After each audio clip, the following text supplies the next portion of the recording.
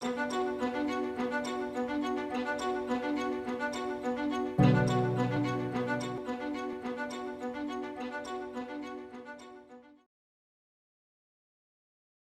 climate change is well on pace to create devastating effects to our known economic, cultural, and social systems. And voices all over the world are rising in an effort to shed light on this dire issue. I will be presenting to you today an investment strategy for mobilizing the United States economy toward these calls to action. Good morning, my name is Erifili Draklellis, and I am pleased to present to you today the work of my group, led by Dr. Sarah Jossam, Jiaqi Wang, and Mariana Fajardo, on how to leverage $35 billion through the proposed U.S. National Climate Bank toward climate mobilization efforts. This was all prepared for the Coalition for Green Capital, and a special thanks to our point contact, Nora Vogel. The Coalition for Green Capital is a 501c3 nonprofit organization that seeks to accelerate clean energy markets through the creation of green banks. Our work this semester focused on the National Climate Bank, which was proposed to the US Congress through the National Climate Bank Act of 2019, which leverages $35 billion in public funds over the course of 6 years toward climate-related projects. Our role this semester was to conduct expert interviews and review the existing literature in order to devise an investment strategy for leveraging some portion of those $35 billion toward a clean economy for the United States. As the United States alone makes up about 15% of global emissions, and over half of those emissions come from just two sectors alone, electricity and industry. And they were the focus of our research this semester. This chart summarizes the research strategy we employed this semester. By the end of this presentation, you should gain a better understanding of the feasibility of each of these technology options and an investment strategy for each of them. For electricity, we looked into offshore wind, and for industry, we looked into energy efficiency, fuel switching, and carbon capture, utilization, and storage. I will begin with discussing our strategy and findings for offshore wind. This map shows potential and existing project areas for offshore wind leases from the Bureau of Ocean Energy Management on the two coasts of the United States. What's important to notice here is the sheer density of potential project area. The United States, with 30 states lining the coast, has a maximum technical potential of about 2,000 gigawatts of offshore wind. That is more than double current US electricity demand. And while wind alone cannot provide all of the supply needed due to its intermittent nature, cities and states along the coast are preparing to capitalize on their offshore wind resources. Take, for example, New York State. They passed the Climate Leadership and Community Protection Act, which requires about 9,000 megawatts of offshore wind be developed by 2035. This is enough energy to power 6 million homes in the state. But the current US offshore wind market is woefully underdeveloped, with only one existing offshore wind plant that provides about 30 megawatts of power to Block Island, which is a small island off the coast of Rhode Island. And this underdevelopment is due mostly to the fact that the United States has unusually lengthy environmental and other permitting times, which can delay projects an average of about 6 to 10 years. Thus resulting in major risk for investment. But the National Climate Bank can help incentivize investment in the sector regardless. Take, for example, this breakdown of the average capital costs of an offshore wind project. As you can see, about 15% of these costs are made up of financial costs, such as interest on loans. The National Climate Bank can take some of these costs by providing low to no interest loans and thus decreasing the overall capital cost of offshore wind and increasing the competitiveness of offshore wind over the course of the long term.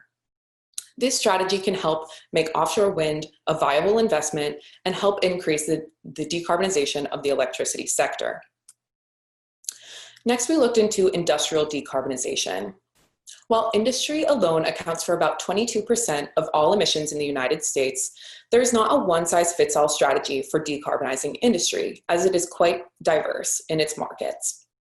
Thus, we looked into a multifaceted approach, beginning with strategies for energy efficiency and then looking into fuel switching and carbon capture, utilization, and storage. I'll begin with energy efficiency. Energy efficiency is a leading strategy for decarbonization among all sectors, as the best dollar spent is a dollar that can be saved.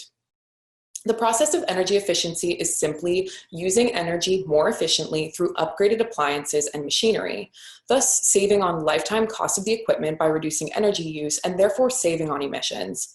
And it has great potential for the industrial sector.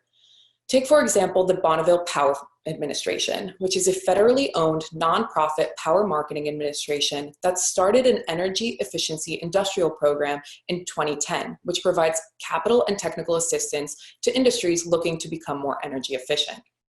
Since 2010, the BPA has recruited over 900 industries into this program and saving a cumulative 180 megawatts of power and $400 million in energy savings over the course of the program's lifetime. But energy efficiency alone cannot decarbonize the entire industrial sector, as the fuel that is still used will have to be resourced from fossil fuels to something else. Thus, we looked into methods for fuel switching, and fuel switching is just that, switching from fossil fuels to some other source of energy. And first, we looked into electrification, which is an extremely important process for the decarbonization of the US economy, because renewables make electricity, like offshore wind and solar, as opposed to something like oil, which provides heat in conventional processes. But to the extent that they can, industries that can use electric power pretty much already do. Take, for example, these graphs on the right here. These were prepared by the National Renewable Energy Laboratory, and they showcase low, medium, and high electrification scenarios out to 2050. As you can see, industry in red stays pretty stagnant across the board, with some marginal room for improvement. And some industries, like paper and wood processing, are far more equipped to handle electric power than others. But to reach this maximum technical potential of electrification in the industrial sector, it will require about $90 billion in investment of transmission lines to reach industry. And this would result in about a 5 to 15% increase in electricity demand on the electric grid. Not to mention that operational costs for electrification are about 4.2 times higher than the conventional fossil fuel counterparts. Thus, if the National Climate Bank does want to incentivize electrification in the places that it can, it will need to provide loans and financing for industries to retrofit their equipment with electrified equipment. So next we looked into hydrogen, which is unique in its capacity to provide both electricity and storage. On the international stage, it is mostly being explored as a transportation fuel, but it does have some industrial applications that are currently being explored on a demonstration basis. But today, the problem with hydrogen is that it is mostly being produced through fossil fuels in a process called steam methane reformation. And only about 4%, as you can see here in this graph on the right, is produced through renewables. And this renewable hydrogen is about 3 times more expensive than its fossil fuel counterparts. Thus, it is only in the research and development phase for industry in the United States, and its ability to decarbonize industry by mid-century is very limited. Thus, we looked into a more developed strategy for fuel switching in the US, which is biomass. Currently, 44% of all biomass used in the United States is already used in industry due to its price competition with fossil fuels. But as evidenced by the residual emissions in the industrial sector, this is not a carbon neutral fuel option. Thus, we recommend the National Climate Bank look into strategies for producing biofuels and making that process less carbon intensive. For example, they can invest in efficient upgrades for processing of biofuels, such as pretreatment, so that the ending process and the ending fuel is less carbon intensive. Secondly, the National Climate Bank could invest in third-generation biofuels, such as algae, which are far less carbon intensive and in some cases, even carbon negative. Finally, they can combine a biomass strategy with the aforementioned energy efficiency programs or a carbon capture program, which I will talk about next. Carbon capture is simply the process of sequestering or capturing carbon out of ambient air. Direct air capture is one such technology. And this works particularly well for heat and steam emitting industries, as it can use this waste to power the fans that are used to move ambient air through the equipment to capture CO2, excuse me.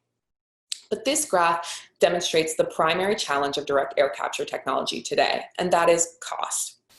The Energy Information Administration of the United States estimates that sequestration technologies can be competitive on the market for about $40 per ton of CO2 sequestered, as evidenced by this line.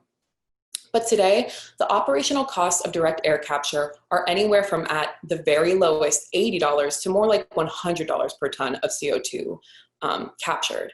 And when you include the cost of capital over the equipment lifetime, it's more like $200 per ton of CO2 sequestered. While there are some federal incentive programs, such as the 45Q tax credit, which provides $50 per ton of CO2 sequestered, this still doesn't help direct air capture necessarily meet that $40 market clearing price.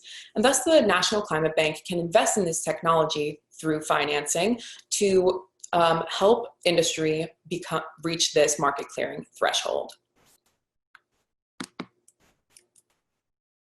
Finally, we looked into post-combustion as a carbon capture, utilization, and storage technology. As opposed to direct air capture, post-combustion is an end pipe sequestration technology, meaning that it captures CO2 out of flue gas before it even enters into the atmosphere. And it has great potential for the industrial sector, and it is able to reduce emissions by about 90% for a single plant.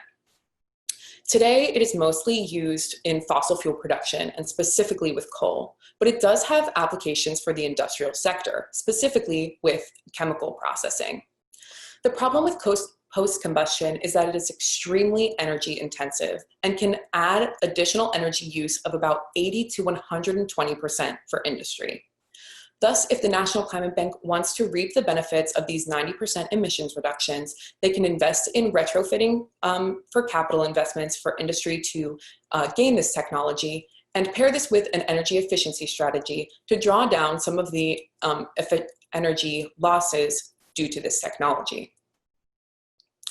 In summary, we advise that the National Climate Bank invest in electricity decarbonization through low interest financing for offshore wind.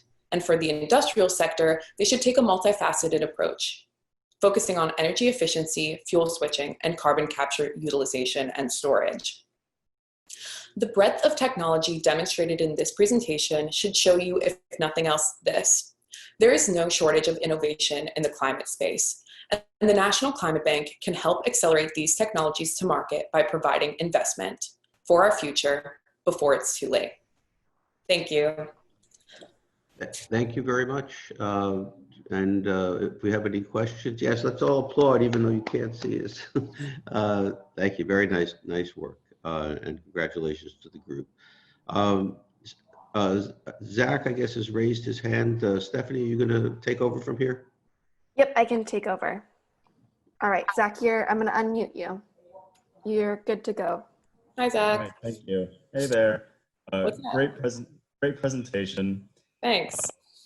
A very fantastic breadth of innovative opportunities. There's one thing that I felt, there's a synergy that I felt was missing between two of your recommendations, and maybe it's covered in the report and it was skipped over for the briefing. Cool. But I'm curious if you all explored the possibility of blue hydrogen, which is essentially hydrogen production with carbon capture and storage.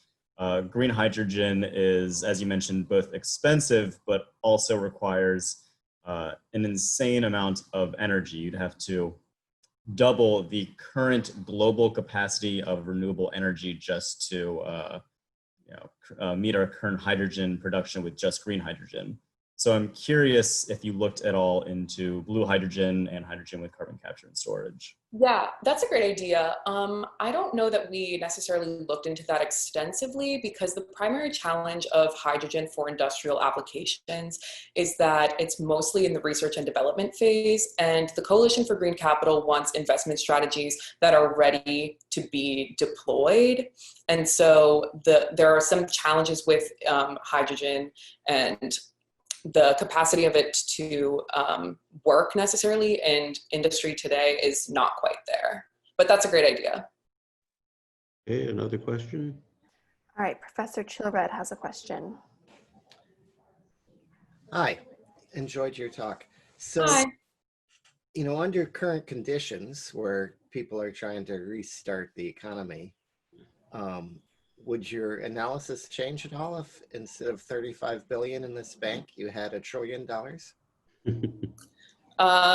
Yeah, that would be great. Definitely would increase the potential of us to invest in some of those, as Zach was talking about, some of those nascent technologies and maybe deploy a more diverse strategy for sure. It would change a lot of things because of how oil prices have changed and how natural gas prices have changed. But because we spent most of the semester kind of focused on pre-pandemic economic scenarios, we didn't necessarily include that in our analysis, but that's a great idea.